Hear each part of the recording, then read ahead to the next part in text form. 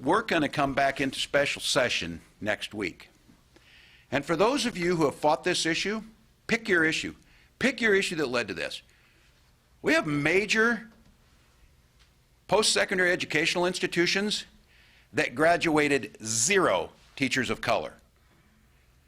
Tens of thousands of students. We can't find a teacher that looks like the kids they're teaching. You don't need another one that looks like me. You need somebody who's in there. All the research shows that.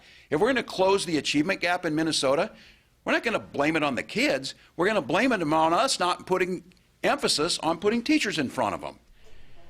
That's Governor Walz talking yesterday about one of the many issues that could be taken up by the legislature in a special session to address racial inequalities in Minnesota. We're joined now by Michael Walker, PhD student at the University of Minnesota, one of our mid-morning contributors. And Michael, we know you also are the director of the Office of Black Student Achievement within the Minneapolis Public Schools. So this is your life's work right here that the governor is talking about. Correct. And first, I just want to start off by saying congratulations to all the graduates who have been able to stay focused and manage through this time, because it took definitely a lot of persistence and resilience to graduate in a time like this. So I just want to make sure we give a shout out to them. Oh, no question about it, right? The distance learning challenges, the fear over coronavirus, and then the strongest unrest that we've had in the Twin Cities in our history. All of this at once. Yeah, no doubt. And, one of the things that we are trying to do, obviously, in the Office of Black Student Achievement with distance learning, it took us away from our students face-to-face. And so, I have a dynamic team that I work with, and so I don't want to act like it's just me doing this work. I mean, I have Sean Shipman, Marcus Walker, Richard McGimby, Jamel Jackson, Kiana Sorrell, Dina Luna, Umar Rashid, Nika Abdullah, Issa Kabira, and then myself, just trying to make sure that we can be visible. And so one thing that we did, and we talked about it, is we kind of put on our mask and we got out in the community and started to support. Mr. Rogers talked about when you see chaos and whatnot, look for the helpers. And that's what we're trying to do, is be helpers in this process. So we helped at food drives, with part of the rallies and marches. We did a healing circle for our students virtually. So just trying to be a space that people can kind of let their hair down and relieve some of those emotions, because as you know, at the same time that the young people are dealing with emotions, we as adults are also dealing with our emotions as well. So how do we process that in the same time that we're trying to support others as they process? Michael, we know and have known for quite a while that Minneapolis has one of the biggest, most persistent achievement gaps between black and white students in the United States. You are obviously doing the work on the ground level. The governor talked about getting more teachers of color, but what kind of major changes do we really need to see to start closing this gap? Well, a lot of it is, again, definitely what the governor talked about is getting more teachers of color. And the way we have to do about that, sometimes we try to recruit late. And what I mean by recruiting late is we recruit them once they're in college. Well, what we have the opportunity in our school system is that we have students in our system from pre-K to 12th grade, right? And what we know with all the disparities around disproportionality of suspension and referrals out of class is that that's how we have treated our black students throughout their schooling experience. And so we have to ask ourselves the question, why would I want to be part of an institution or system that hasn't treated me properly? So we have to do a better job of recruiting the students while they are in our systems, which means giving them a better experience. And then the other piece, we can do simple things. Sometimes we look at these big grandiose ideas, and some of the simple things can be, have you intentionally asked a black student and share with them like, hey, you would be a really good teacher someday. Would you be interested in going into the profession of education? Have we done those small little gestures to even put that thought in their minds? That's powerful, isn't it, Michael? There's a lot of research on how having that interaction with the teacher can directly lead to people going to school to be a teacher. Correct. I mean, I just even speak for myself.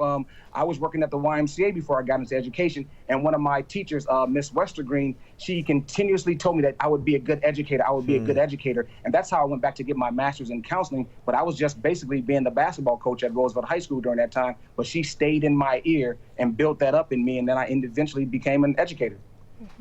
Michael, you are, as mentioned, you're on the ground. You're also a dad of small children there. What have you been hearing this week from the people that you've been talking to? Yeah, obviously there's a lot of emotions that are going on. There's despair, there's anger, there's frustration, but then there's also some silver lining in what's going on. So, obviously we've seen some spaces where there have been, our stores have been burnt up and no longer there. And the community has just really stepped up in a way that is, awesome, right? They're doing food drives. I mean, they're going as far as delivering food to people's houses who may not have transportation. And that's the good in our society. That's the good in our community that we want to see more of.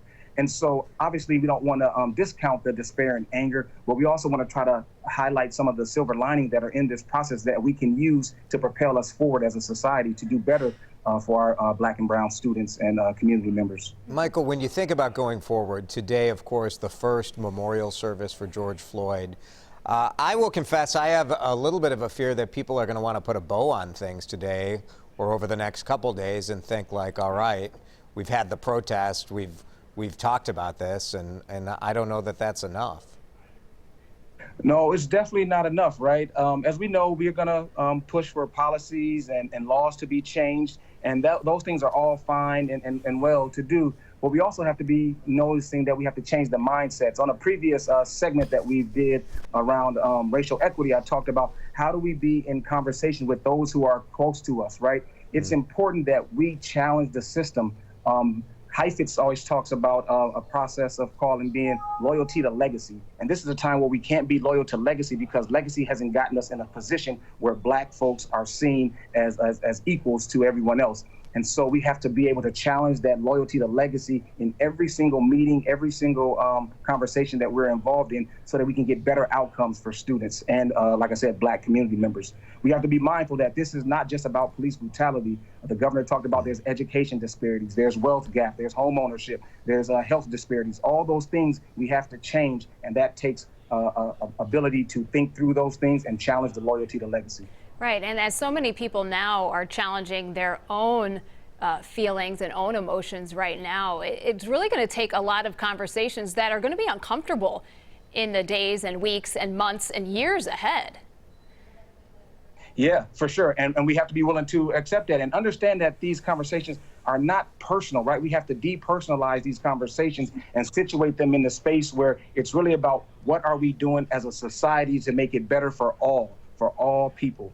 And so those conversations are really important, and those are the starts of it, but then we have to see action associated with those conversations. So it's okay to talk about it, but now what are going to be my actions on a day-to-day basis to ensure that we are living out what those conversations are intending to accomplish? Yeah, we've been talking for a long time. Your Right. point is well taken there. Michael Walker, thank you so much you. for being with us. We appreciate it. Yep, thank you. And I just want to leave one point is that remember that the kids are watching. So be mindful of what we're doing because the kids are always watching. They Yeah. are. Michael, as always, thank you so much for your insight. We so appreciate it.